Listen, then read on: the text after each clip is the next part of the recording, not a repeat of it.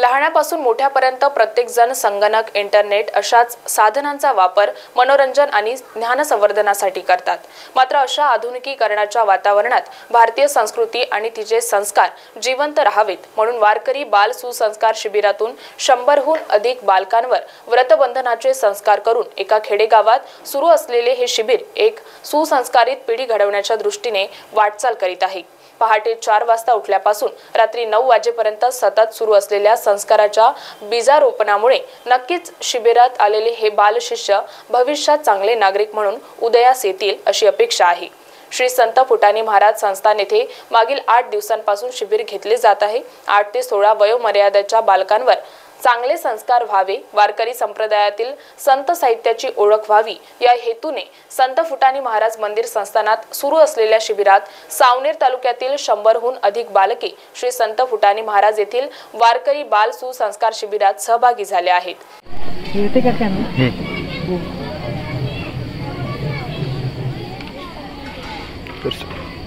Sir, वारकरी संप्रदाय श्री संत फुटाणी महाराज संस्थान येथे वारकरी संप्रदाय शिबिर सुरू आहे। काय सांगा, आज तुमची भेट झालेली आहे, वारकरी संप्रदाय शिबिराला काय सांगा?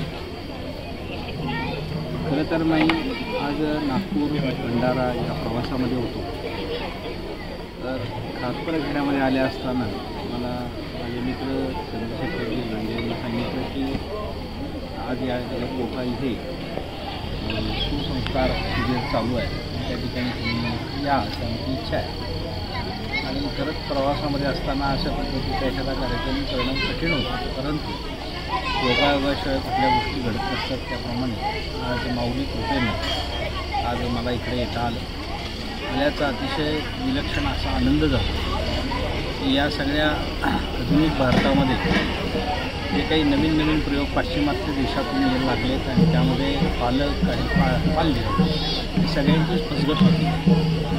अशा एका वातावरणामध्ये वारकरी संप्रदायातील तरुणांना मुलांना एकत्र करून 21 दिवस असं सुसंस्कार शिबिराचं आयोजन करणं हे माझ्याही इतक्या वर्षाच्या प्रवासात पहिल्यांदाच पाहायला मिळालं। या ठिकाणी आल्यानंतर इथल्या जे काही पार्टिसिपंट झालेली मुलं आहेत त्यांची वेशभूषा, आचरण, व्यवहार, विचार या सगळ्या गोष्टी पाहिल्यानंतर खरंच या ठिकाणी पायीवारीचा अनुभव घेता आला।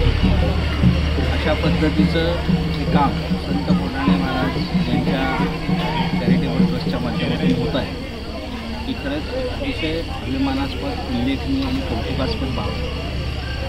या मंडळाचे जे काही विश्वस्त आहेत त्यांना द्यावे तेवढे धन्यवाद, त्यांचं करावं तेवढं कौतुक कमी आहे, त्यासाठी शब्द अपुरे आहे। त्याचं कारण असं आपण वृत्तपत्रामध्ये, दूरध्वनी वाहिन्यांवरून सातत्यानं पाहत असतो की आज तरुण मुलं मुली अशा पद्धतीचं वर्तन त्यांचं सुरू आहे। याला कुठेतरी छेद देत असताना आपली संस्कृती परंपरा पुढे चालू राहावी यासाठी हा जो महाशिबिराचा संकल्प आहे हा अतिशय उल्लेखनीय आहे। त्यानिमित्तानं या सगळ्या विश्वस्त मंडळींची चर्चा करता आली, जी सहभागी मुलं आहेत त्यांच्याशी सुद्धा आनंद घेता आला।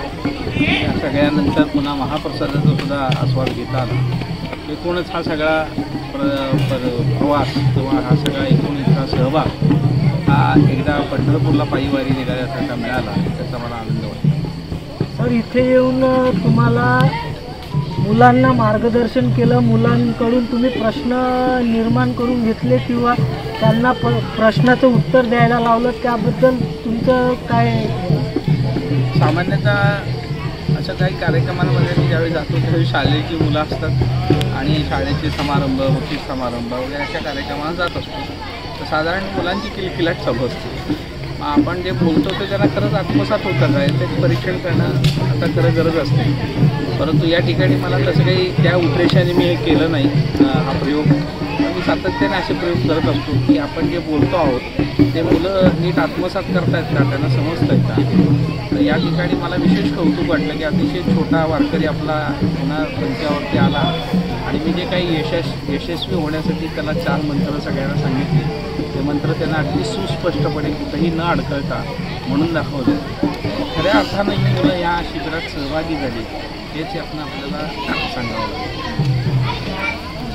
सचिव साहेब आपल्यासोबत आहे. सचिव साहेब, काय सांगा ना, दरवर्षी तुम्ही बालसंस्कार शिबिर राबवत असतात आणि या मार्गदर्शनातून लहान मुलांना कुठेतरी प्रेरणा मिळते आणि या संस्थेद्वारे नाव आपलं उज्ज्वल होत आहे. संस्थेचं काय सांगा?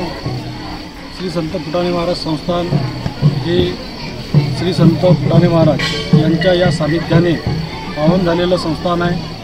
त्यांनी आम्हाला जी गुरुदक्षिणा दिली, हा परिसर गेल्या 15 वर्षा अगोदरचा बघितला तर इथे संपूर्ण परिसर नशानं ग्रासलेला होता.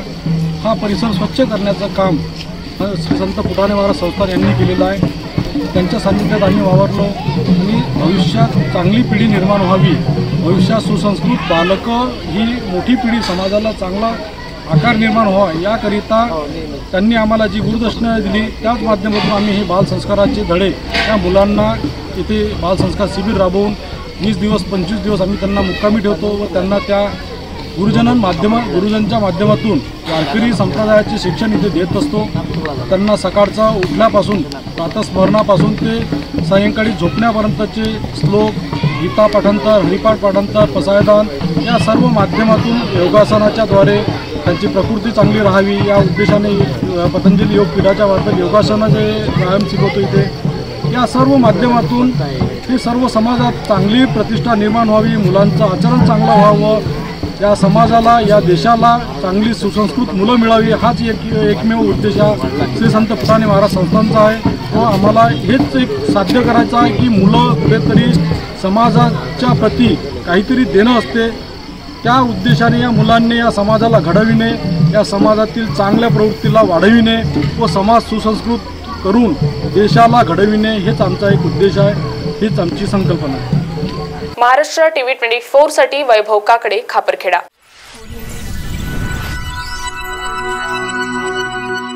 आंखों की संपूर्ण देखभाल के लिए मध्य भारत का जाना माना नाम माधव नेत्रालय. यहाँ आंखों की पूरी तरीके की जांच के साथ सभी प्रकार के ऑपरेशन किए जाते हैं.